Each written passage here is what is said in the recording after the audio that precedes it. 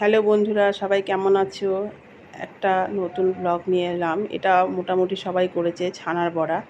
তো বাড়িতে কিছু ছানা ছিল, শনিবার ছিল বলে ছানাটা দিয়ে বড়া বানিয়ে ফেললাম। ছানাটা প্রথমে ভালো করে মেখে মিক্সড করে নিতে হবে, কোনো দানা জানি না থাকে। তারপরে আমি ময়দা মিক্সড করেছি, তোমরা চাইলে বেসনও মিক্সড করতে পারো।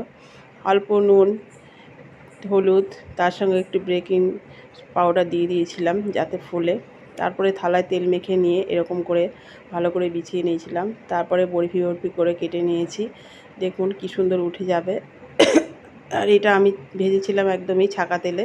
ছাকা তেলে ভাজলে বেশ ভেতরটা সবটাই ভালো হয়। দেখুন ভাজাটা দেখালাম আপনাদের। তারপরে দিয়ে দিলাম গরম মশলা। গরম মশলার পরে আলুটা দিয়ে ভেজে নিলাম।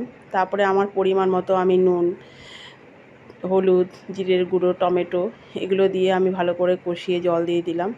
জল দেওয়ার পরে অনেকক্ষণ ফোটার পরে তারপরে আমি বড়াগুলো দিয়ে দিলাম। তো ভিডিও কেমন হলো সবাই কমেন্ট করে জানাবে। আজকের মতো টাটা।